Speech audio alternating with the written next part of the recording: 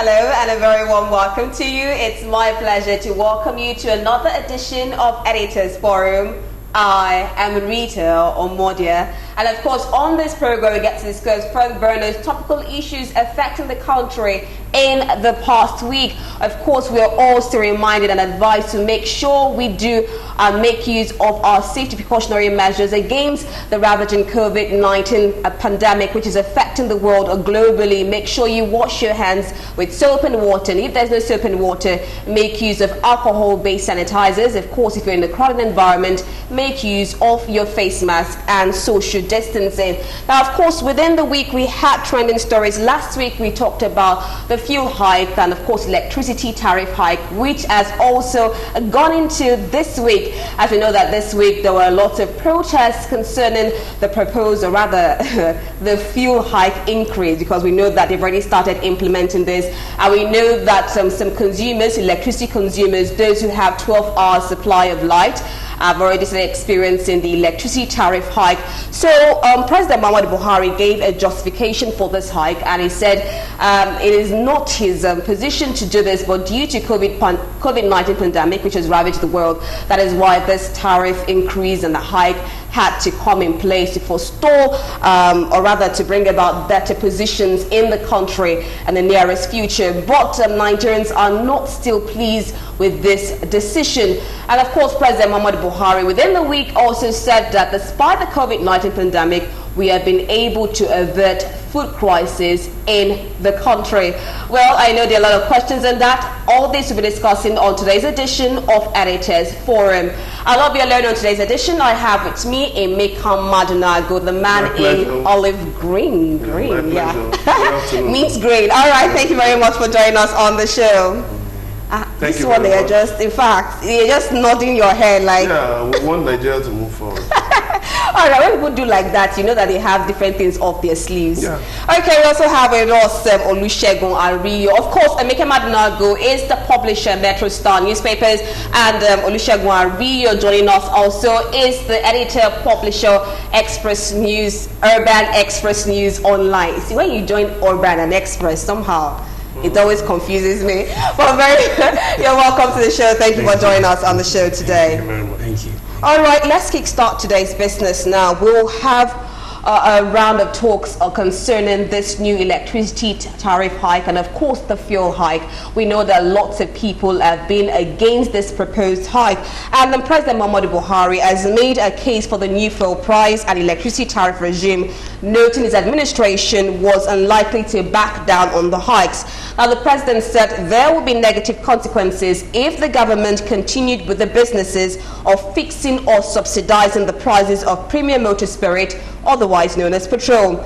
Now, Buhari, represented by the Vice President Yemi Osinbajo, gave this explanation on Monday while declaring open a two-day first-year ministerial performance review retreat at the State House Conference Center, Abuja. The president said that COVID-19 pandemic had led to a severe downturn in the funds available to finance the nation's budget and also severely hampered government's capacity.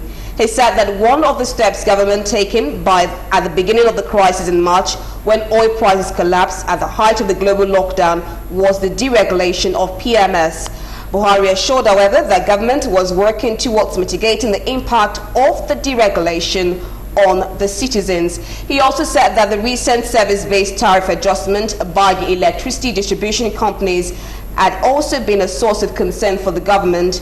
He said that, like many Nigerians, he had been unhappy with the quality of service given by the discos, but there were many constraints, including poor transmission capacity and distribution capacity. Buhari said he had already signed off the first phase of the CMS project to address many of these issues. According to him, he has approved that tariff adjustments had to be made, but only on the basis of guaranteed improvement in service. So this increase will only be based on a guaranteed improvement. That means more electricity supply, then we can have a full tariff hike. And of course, we also know that NEC said that this tariff hike will only be applicable to those who enjoy about 12 hours supply of light. Let's start from you, Emeka Madunago. Do you feel that this is all justified? Well, in this period when the global system has experienced a serious downturn, economic downturn. It's really difficult to justify imposing further hardship on the people. It is really difficult. It's untenable because it has affected everybody. So the simplest justification I can see from what Professor Shimba just said is that this government is broke. It's having problems meeting its obligations. So it has to find a way to raise money. It has to find a way to service its huge debt, the huge debt, unprecedented, unparalleled since Nigeria gained independence. To service the huge debt, to meet up contractual obligations, and to do some other things, to also meet up with social service obligations. Okay. The financing for these things has run short because of the effect of the COVID-19 pandemic on the economy. But be that as it may, it's a bitter pill to be swallowed. It is a bitter pill they want Nigerians to swallow. But I find that it has not been based on actual research.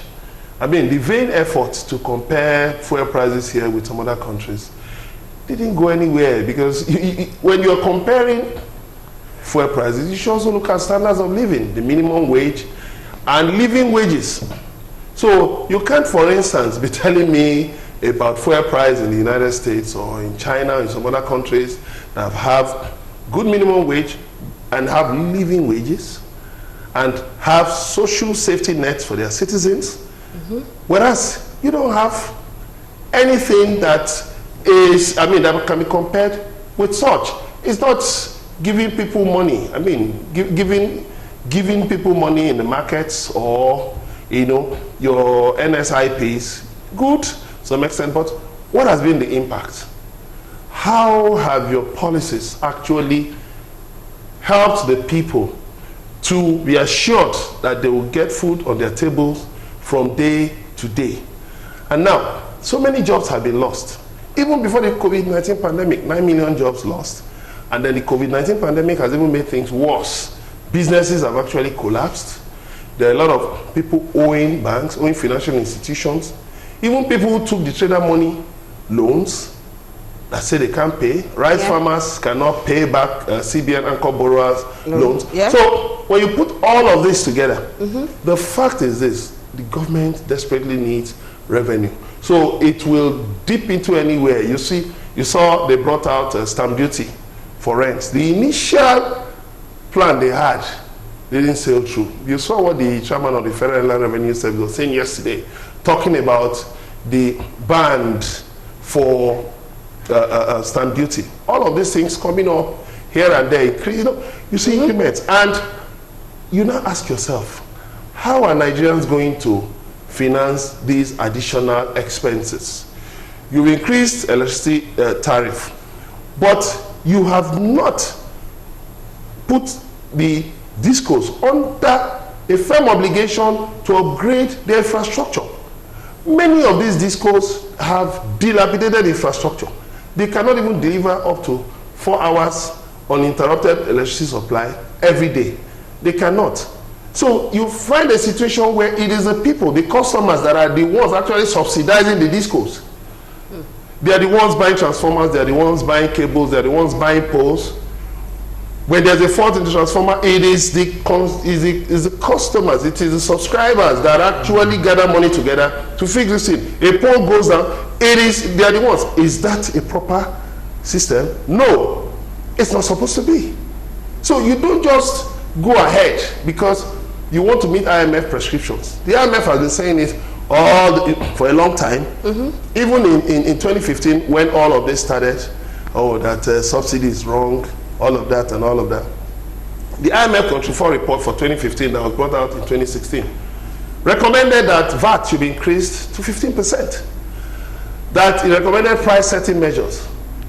We started crying then, how can you increase VAT to 15%? They denied, they said no, yes, that actually IMF said increase, but we shut that down. That was what the government officials told me. We shut that down.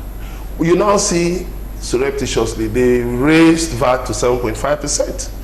And then now, fuel has been hiked. So many things have been hiked. And you now ask a question. How will Nigerians meet all of this? The next thing you came out with was that you are rolling out 200 buses. Where are the roads? To run on which roads?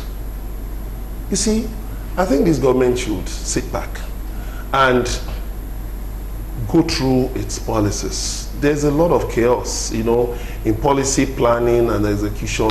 And it needs to get its officials to actually believe in what they say, to actually believe, first of all, in the policies of the government. Not a station where you have between here and Onitsha, between Lagos and Onitsha, you have more than 60 police checkpoints, military customs checkpoints. And then on Kaduna-Abuja highway, you have reports of regular attacks on users of that road. Where are you supposed to have more checkpoints? Is it from here to the east? What is actually the attraction from here to the east? Now you have over 60 checkpoints, security checkpoints. And then Kaduna-Abuja road, where you are supposed to actually even build military garrisons, put all of that, put all the paraphernalia of security on the ground to protect the people. You don't have that. Then we begin to ask a question. Who is actually coordinating policies for this administration? So they must get real. Their policies are not making things better for Nigerians. And don't forget, one more hike is coming very soon. Bread. Yes. Price of bread. Master bakers have said they are going to increase the prices of bread products by 50%. And then a presidential aide is telling you that price of food items are going down. Where? The rice is now 20,000 naira back. I would like you to please. All right, let's stick there. We're still coming to that issue. Where that is happening, because Nigerians will rush. Okay, all right, we're still coming to the issue of food security today. We're still dealing with fuel and electricity subsidy, and of course, whether the hike in tariff is actually justified. Now, you talked about within the week now, they said that federal government said that Nigeria pays the lowest for fuel. And let's have like a bit of, I know everybody's like, is having this pause with us.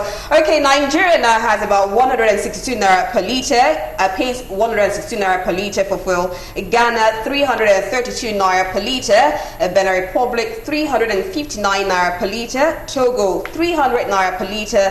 Niger, 346 naira per litre. Chad, 366 naira per litre. Cameroon, 449 naira per litre. Burkina Faso pays 433 naira per litre. Mali, 476 naira per litre. Liberia, 257 naira per litre. Sierra Leone, 281 naira per litre. And of course, Senegal pays 549 naira per litre for fuel. Do you feel that this hike is justified? The federal government, the federal government, in its own defense, said we paid the list. That is 162 naira, right, which we have now per litre for fuel. Let's start with you, Olusegun. Thank you very much. Let me first start with the regime of Jonathan. Okay. I was in Delta State when Dr. Okonjo-Iweala organized a discourse that is called Beyond Oil. Beyond Oil. That professor has seen today, and I will borrow from Chinua Achebe in his word when he says Nigeria is what it is because of the crops of leaders it has. And this is book. He wrote this book 1983. Yeah, the problem with Nigeria. The problem with Nigeria. The trouble with Nigeria. The trouble with Nigeria, yes. This discussion centered on the leadership and the crops of leadership in contextual, understanding between Nigeria and other countries. You are mentioning price. Let's use a Ghana, Cotonou, those regional areas that borders Nigeria as an example. All right.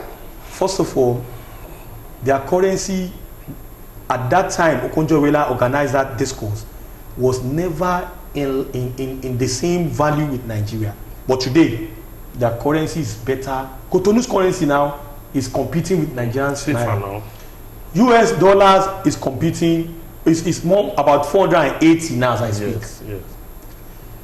Their road infrastructure in Cotonou is the best in the world. I go there. They have, apart from being an editor, I'm a certified urban planner. They have quality standard road intersections where you have different routes. You have bike or bike riding route. You have a where car ride on. They have 24 hours electricity supply. They have all that Nigeria is lacking.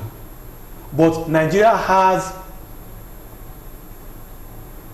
the highest of population in Africa. Nigeria has, out of 29 existing resources in the world, Nigeria has 19 resources. Go and check. 19 resources. Recently, the governor of Zamfara took gold to the president. You know, that I would not want to go further, but I just want to tell you that there's no state in this country you would go, you would not find large deposit of natural resources. If you do comparative analysis with what they are talking about, the value of what is sold, price of oil is sold there, and the one that is sold there, and the social and physical infrastructure we have in Nigeria compared to those countries' own is nothing to talk about. But now the leadership issue. Those people, in their understanding, they come to Nigeria to study, to do more research. But their own leadership judgment is far better than Nigerian political leaders. You will see them, they will come and be talking like they know all to journalists. One of them insulted a journalist last week, maybe 2 weeks. You know? But we agree, as I apologize, but you can imagine somebody who says he's going for a tour. I don't want to even use him. Let me even use many of them. Both of the parties, they are the problem of this country. You can imagine we are having people who come to journalists and give false projections, projections yeah, that this is what they want to do. Let me quote Professor Shibajo on Friday. On Thursday of that election in 2015, we are having that election on Saturday. If channels would recall, the vice president came to Channels TV and said, and I quote, Maope was the anchor, that they intend to boost Nigeria with 10,000 megawatts every year. That by the time they leave in the first 4 years, they would have actualized 40,000 megawatts. A professor of law. And we have a Cotonou with a population of just a Lagos state, has a 24 hours light. But Nigeria, with a professor of law as vice president, a major general in a retired major general as Nigerian president. We have, yesterday, the index, security index came out. Afghanistan is #1 terrorized nation in the world. Nigeria is #3. Go and check it out. #3 in the world. I think Afghanistan, one other country, and Nigeria making the third. And you have a retired major general, you know, in the affairs of Nigeria. So that will tell you, back to what Chinua Achebe have said, that Nigeria is, you know, Nigeria is what it is because of the crops of leaders it has. In his book, The Trouble with Nigeria. If not, how do you explain why Nigeria would have, with a population of about 200 million, will be lagging? People, let me give you an example. In Ipaja Estate, they are giving a 3-bedroom flat 14,500 naira. 14,500, devoid of whether he has an income or is working or not working. They will just bill you on an estimated billings of 14,000. They give some people 20,000, and they call it low income housing estate, and they want people to keep quiet. But they have failed to realize, like my colleague have said, that research is about everything. Why are we not looking at what is causing theft? What is causing robbery? And robbery is on the high side in Nigeria is because of the fact that nothing can be put on the table for a graduate. But yet Nigeria is churning out graduates on a daily basis. If you know the quality or the amount of graduate that is being churned out on a daily basis, you will know, and the job, the so-called job they are saying, they will tell journalists, we have produced 1 million jobs. You will now know that what Obasanjo have said, that Nigeria is sitting on a keg of gunpowder, can never go just for free like that. But they will soon know, because the man in Yoruba, there's an adage that says, a man who sits, in front of his house and saw or sees a young man, busy trying to cut a tree, knows where that tree will fall on towards. That is what I will just leave by telling them, let us continue, but let those people know that leadership is about responsibility. Yeah. Leadership is about history. Whatever you do today, there is a tomorrow for it. So the challenges we are talking about is nothing other than on the tables of our leaders. They must, I have said it here before, and I will say that one of the issues, that one of the solutions to this problem is not making the political position unattractive, making political office position to be unattractive, so that those that are willing to serve this country will come with their mind and serve this country. By the time you make Ragolis water, official water in Aso Rock, normal eba and fufu, inside Aso Rock, rice, local rice, you are projecting what you are saying, practice what you are preaching, then Nigeria will remain the way it is. Because the fact of the matter is that, you have said it, my colleague have said it, that the presidency, they are looking for options. You need to know what is happening in the bank now. If you remove money, they will charge you. If you save money, they will charge you. Are we going to continue in this manner? And they are coming to be fooling the people of this country. But alas, people are now being aware. But you know what they are doing? They are taking advantage of the high level of poverty of the people. Okay. But there shall be an end to it very soon. All right, Emeka, still talking about this fuel subsidy, at least from what we have here, record base, you talked about debt profile. I think from what we have there now, Nigeria is about in 31 trillion naira debt profile under Buhari's regime. And I like the fact that you did not necessarily roll it down to only Buhari's administration, because we know that it didn't just start here. We've had this piling up for the country. Now, the NNPC GMD has said that about 4 refineries are going to be shut down. That's in Port Harcourt, Warri, and Kaduna refineries there. So, no, but he has changed again. Yeah, yes, he changed. He has changed it again, that the money to be saved from subsidy will be used to develop, to revamp the refineries. Why do they keep going back and forth? Those refineries, sell them off. You cannot, in all honesty, tell Nigerians that you can continue to run those refineries. It's a waste of time, it's a waste of public fund, it's a waste of effort. Even 10 years down if they don't sell off those refineries, they're not going nowhere. That's to private investors, right? To whoever. But government should remove its hands from those refineries. We had this issue with NITEL. Do you realize it was the same infrastructure that NITEL couldn't manage, that the companies that leveraged on Obasanjo's liberalization of the telecom sector in 2001, it was the same infrastructure they used to deliver what you see today in the telecom sector. Okay. So what we have today is not even about price setting or all of that. The issue is this: there's a lot of inefficiency, or do I pluralize it? Inefficiencies in the management of the economy, and there's a lot of falsehood being bandied about. They know that these things are not true, but because government wants to get money by every means. So is this idea, this jackboot idea, that you must accept it whether you like it or not? But let me tell you, how can you compare Nigeria, an oil producing country, with countries that don't produce oil, countries that import oil? You import oil, and you are comparing us with those countries. You are comparing us with Togo. Togo, did you see a report that Togo is gradually taking over as the hub, the transshipment hub in West Africa? Togo, a very tiny country, is taking over as a transshipment hub. You know what that means? So what we are talking about is, like I said, this guy should get real. The former Director General of Nigerian Stock Exchange, Mustafa Chikobi, said some days ago that government is asking Nigerians to forget about subsidy. But they want to keep 30-car convoys. Where is that done? Charity must begin from the office of President Muhammadu Buhari. Charity must begin there. All right. These long convoys must be cut down. The atrocious lifestyles of government officials must be cut down. You will see.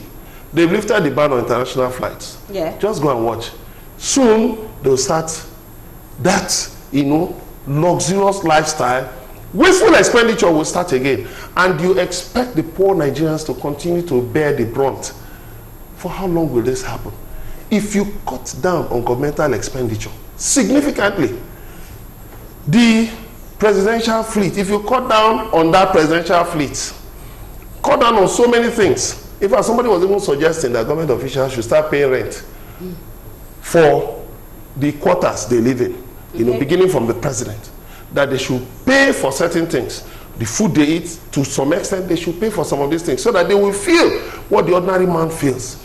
Then you will find out that public expenditure will be better maintained. And let me tell you something. When there is money, when there's money in circulation, money is going around, and the average Nigerian can feel a sense of belonging, we will not have, government will not have to strain itself looking for examples to, to appeal to the average Nigerian to support its policies. Okay, while we're looking at this now, we know that NLC within the week had actually planned a proposed protest, but in Rivers State it was called off, and then locally we know that the federal government and health workers, they have come to a truce, so they say. So we are hoping that we will not have any news of strike in the coming days. But within the week also, President Muhammadu Buhari on Thursday in Abuja said the federal government had been able to avert food crisis despite the outbreak of COVID-19. According to him, the pandemic exposed the level of the nation's preparedness to the shocks of food security. Let's take a look at what he had to say, and we'll be right back.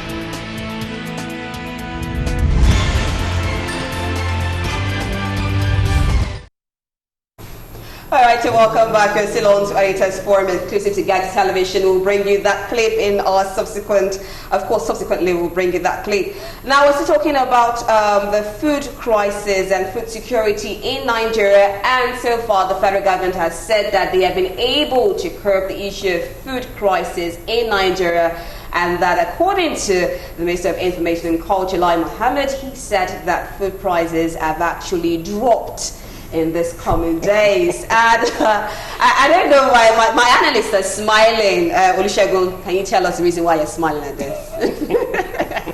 I mean, don't you believe that we have been able to avert food crisis in Nigeria? Because this is what the federal government has been able to boost off in this coming days. It's so pathetic, and people, they would need to come to the way Professor Oshibajo was carrying 5,000 to the market. I think it's better for him to come again and sample the opinions of the people, the market women, to let the professor, I think he's taking taxpayers' money. So he should be able to come to the market in the way he's giving out 5,000 at that time as palliative, and we should, I would advise on this national TV that the prof come to Lagos, Jos, pick it regionally, to sample the opinion of the Nigerian people at the grassroots level. So you'll be able to know indeed if the price had gone down. But I want to speak for myself. All right. My salary is not even what can contain me and my family as we speak. What I get is how I'm able to manage, but still, I'm still finding it hard to pay my children's school fees. Still, I give glory to God. I don't go and ask for money. But when people see me, because I don't beg, they will say, please, can you help me? I have a problem. My children need money. My this needs money. As I was entering this studio, I had met more than 4 people on the way that was begging me for money. Gentlemen. there's no money.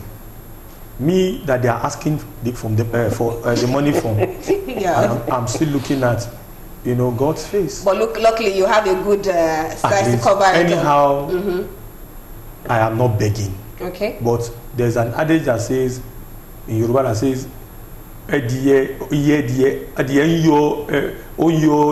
what's it called? Hen do sweat, but the feathers covers it. Okay. So hen to sweat. But the fact that feathers covers it is exactly why you can see some of us giving glory to God. The president should know that the people are suffering. The people, the fuel is a determinant of a lot of factors. The road is a determinant of a lot of factors. When you see them bringing food from Kano, all these northern states to Lagos state, they will tell you now, sir, Kebaka ganine, mota daga chicken, daga Abuja, daga Sokoto, Munkaoshi, Lagos, we are going to pay for money for fuel, pay for AURT, pay for all those people on the road. The tax is local there, government. Local government is there, and he said, we are going to remove this money from all these products. The end users are the ones sweating for these things. Are they aware of the fact that people are suffering? The people are the ones, you know, getting the brunt, feeling the heat. But they are in Aso Rock. Some of them, an editor told me, you know, some of them don't even know whether there's power outage. They'll just be sleeping and be waking up. Shegun, I wish I can be like them, sir. But really, is that not a fact? Yeah. Their leadership understanding is reflecting to the followers what they see in them. You know, people begin to see that, I want to go to Aso Rock. The understanding of getting to Aso Rock is not there. The meaning of why do you want to be president is not there. Yeah. But their leadership exposition is reflecting that these people are enjoying. Let me find every of my way to get there. Devoid of the sharp focus. What do you want to do for Nigerian people becoming Nigerian president?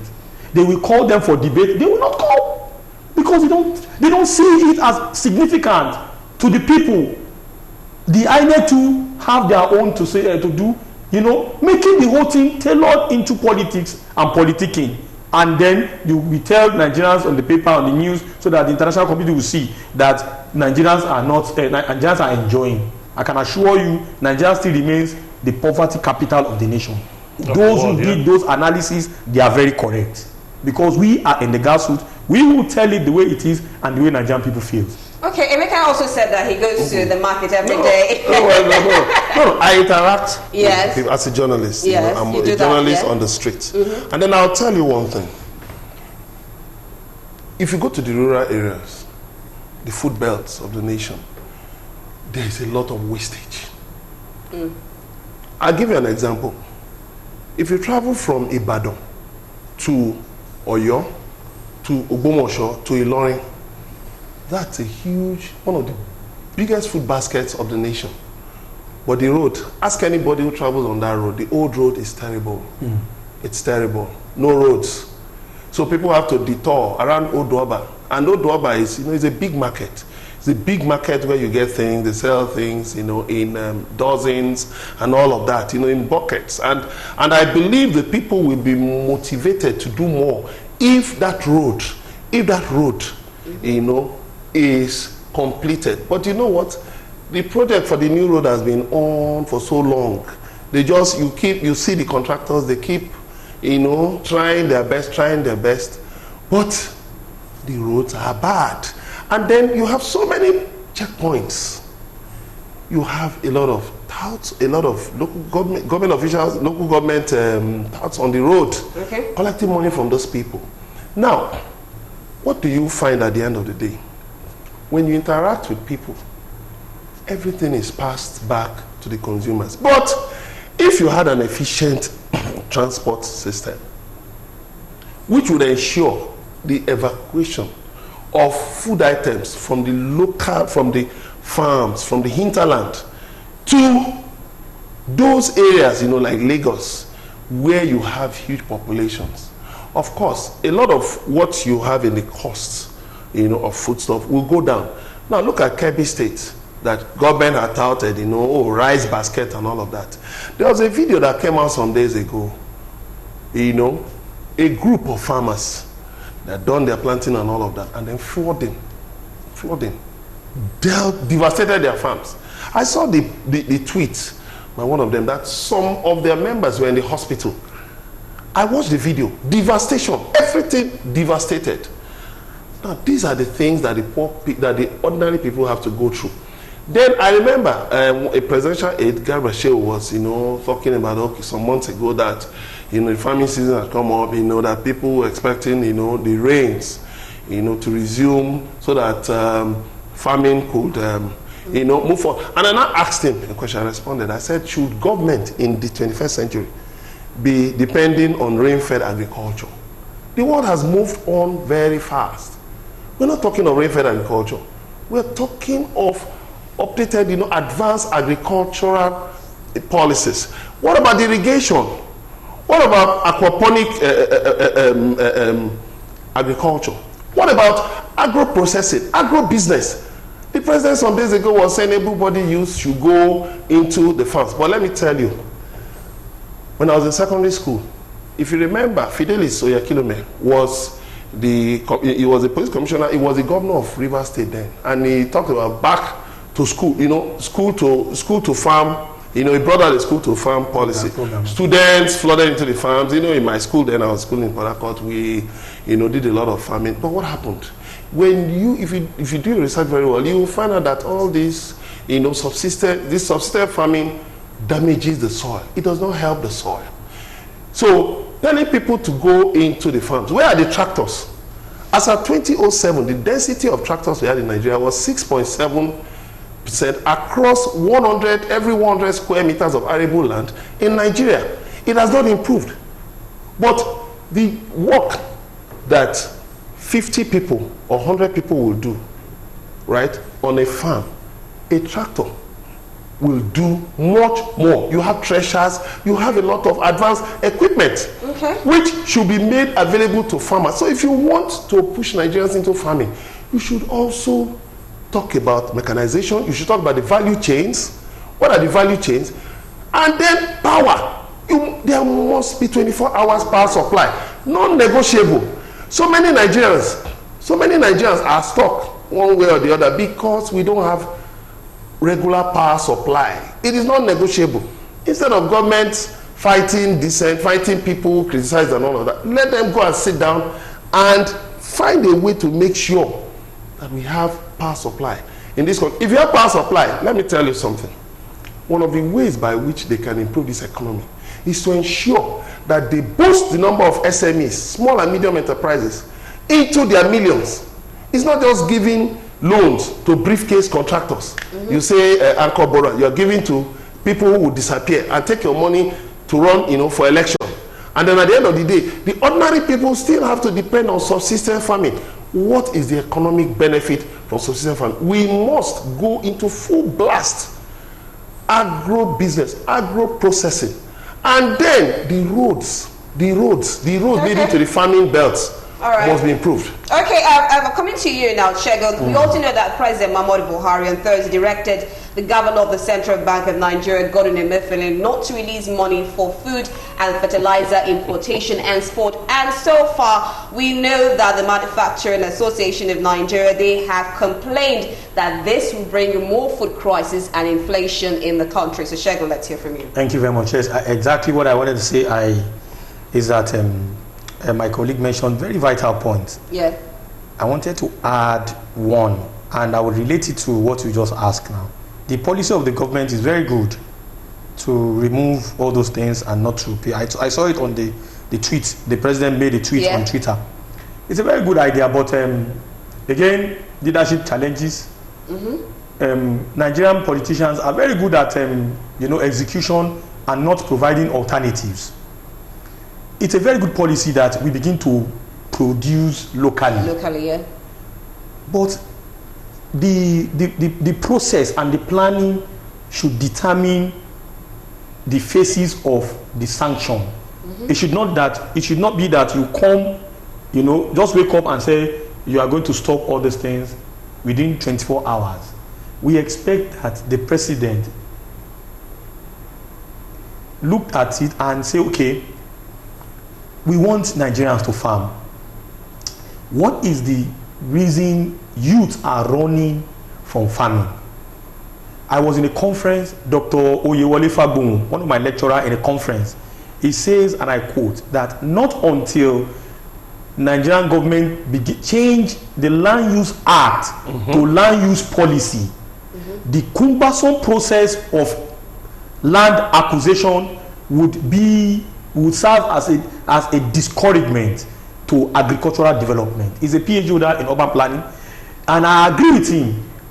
If the president wants to plan all this kind of a thing, I expect him to look at the value chain process, like I've said, one of which is the land. What is the land accessibility level? Why is the youth, the energized youth, according to MDS, I think about the proportion of the youth are about 68%, you know, active youth are compared to the old ones. So the youth are, the president is supposed to target the youth as, okay, what is the challenges? Land. This is the land. You go to states, Lagos State today. If you go to any land, you must do this process. You must do this. So if the government look at the land use act and say, according to what the doctor said, remove that act and makes it a policy, so that it will be a soft nature mechanism that one can amend and re-amend. As okay, because we want our youth to go into farming, let us put this policy in place. Let us leave law so that we will not get money process. These are one of the things we expect the president to do. Not that he will just wake up one day and say, okay, fertilizer and all these things should be banned. How do you expect those who are, you know, making use of it, like us? We need fertilizers to grow our crops in the farm. Some of those that are in the farm, they need. But if you are not providing alternative for them, how do you want at the end? It is going to be futile, and that is where we are going to now. All right, let's hear from someone here. Sorry, I'm coming to you there because they'll say I'm not reading their messages now. Good day, crew. The Buhari government is oppressive because Nigerians are divided. If Nigerians are united, all these abnormalities will not be. Togo, Ghana, and Benin Republic are owing about 1 trillion for electricity Nigeria supplied them. Why is government not recovering these debts? That's Victor Aya from Ogba. Thank you very much for your opinion. Of course, Victor Aya is a regular on our show. Good afternoon, and thanks to this topic. Please help us to bring IPDEC to your program. They are suffering us in Ogijo. We only use light once in a week for 3 hours for good 8 months. We have not used light to sleep, and we pay heavily for once in a week light. This from Okujo. He said there is God. Okay, let's take another one now. Thanks for this topic. The hike isn't justified. Those in charge are possibly thinking about themselves and not the masses. What happened to prepaid meters and refineries? That's Daniel from Ikorodu. These countries mentioned, what is their currency exchange to dollars? That is still Danny from Ikorodu. Okay, quickly. Yeah, I was trying to just chip in quickly that the president, the central bank is supposed to be autonomous. Yeah. So the president doesn't have the power to say, I told the central bank. He doesn't have that power. Okay, I have one question. I like what you added. You mentioned you talked about transportation, and you said you mentioned in Hausa people collect this, people collect and that. And then insecurity. The headsmen too, ravaging farms and driving, and then you have these so-called bandits that are driving farmers away. All these things. Are we pretending that these are not the real issues? They should take those policemen and soldiers and customs officers on the roads to the east. They should take them to the north to drive away the bandits, so that we don't run into a food crisis in Nigeria. Okay, insecurity is a major issue, but I'm still going back to what you said now, Shege. You talked about people collecting money here and there. Would you not see this as an individual induced food crisis or food inflation, and not necessarily from President Muhammadu Buhari, because he's not the one collecting this money on the road? These are people, he's still part of we Nigerians. No, because he's not coming down, he's not going to come down from his office there. But he gets security reports. Hold on. The APC, let me say these are still from the people. It's not necessarily from the government, it's still the people who are suffering the people. Yes. Because sometimes I know that some sellers also hoard foodstuffs in order to inflate the prices. We cannot deny this one. No, that doesn't happen. It happens when it is a fuel hike. I can assure you of this. It's when you see people hoard fuel, it is only fuel they hoard. They still hot. They will go if it's go and hoard tomato. It will get you don't even. What about it like rice? Yes, they hoard rice. Yes. Beans. Yeah, no, let me even tell you how many. You say you have closed our border. I watched one of the anchors on I will not mention the name of the TV, but the man was very explicit. He said the president should look more on the assessment of what he said he had done in the past 10 or 7 months that he had closed the border, because foreign rice is still coming in. It's now 30,000 naira. And it's not. So who are those bringing in the foreign rice? All right, agenda 2020. We are in 2020, and now we are according 2050. According to reports, now we are now dreaming of 2050. President Muhammadu Buhari has inaugurated the National Steering Committee (NSC) to oversee the development of the Nigeria Agenda 2050 and medium-term national development plan to succeed Vision 2020 and the Economic Recovery and Growth Plan 2017 to 2020, which built last in December this year. Now, speaking at the inauguration, which took place at the Presidential Villa, Abuja, President Buhari said the National Steering Committee for the Development of Successor Plans to Vision 2020 and ERGP will be jointly chaired by Mr. Atedo Peterside and the Minister of Finance, Budget and National Planning, Zaina Ahmed. He said the main objectives of these successor plans are to lift 100 million Nigerians out of poverty within the next 10 years, particularly given the World Bank's project that Nigeria will become the world's third most populous country by 2050 with over 400 million people. The plan is to lift 100 million Nigerians out of poverty within the next 10 years. I remember when we were talking about this thing, it hurt. I remember when we talked about Vision 2020, and it's a surprise when we got 2020 and now we're...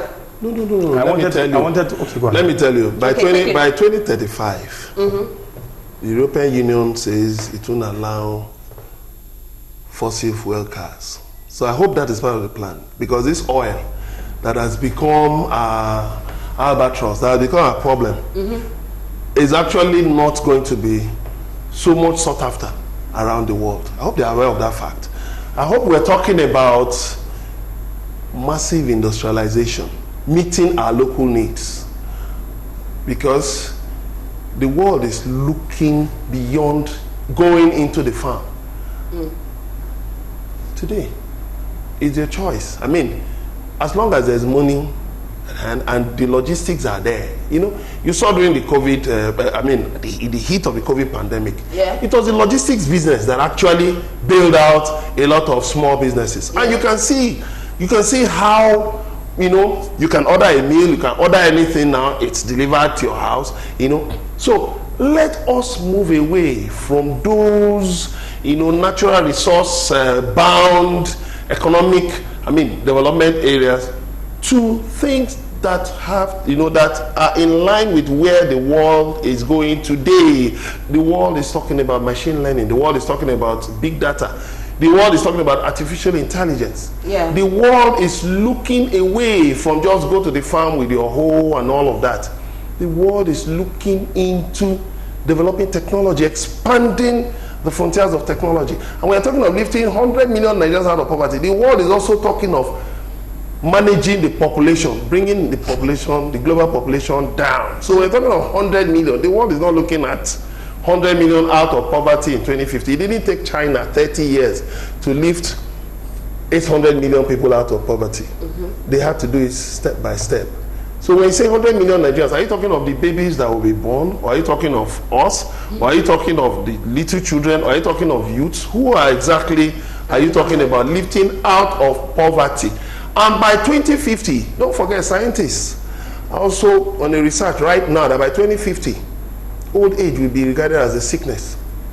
Yes, you can age, but the debilitating effects of old age will be regarded as a sickness. So they want to make sure that life is even much better by 2050. Are we looking at all of those things? Are we looking at the fact that driverless cars, the world is talking about driverless cars, talking about so many things? We need to get serious. It's not just the slogan, I will lift 100 million out of poverty. Listen, Nigerians are not... Nigerians, let me correct one impression. Nigerians are not dullards.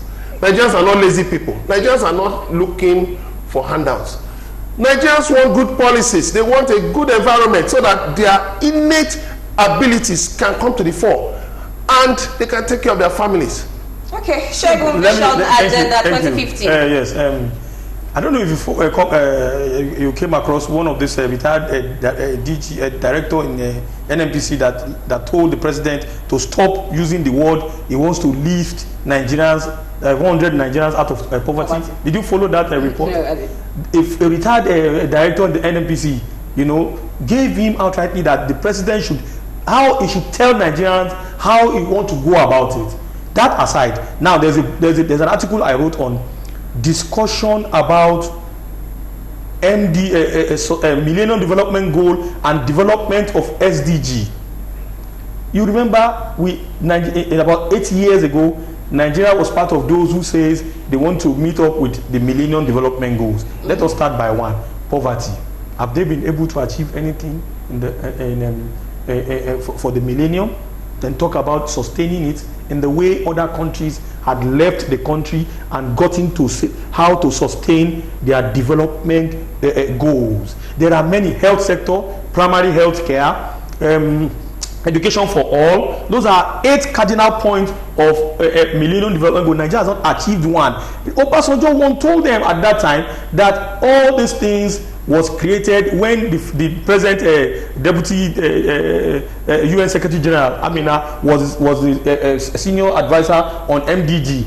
These are things that were put in place at that time. When successive government came, they jettisoned all the focus and direction. Today, out of all those 8 Millennium Development Goal targeted objectives, none Nigeria has achieved. Now, we are in sustainability of those development goals. How do you want to sustain what you have not achieved?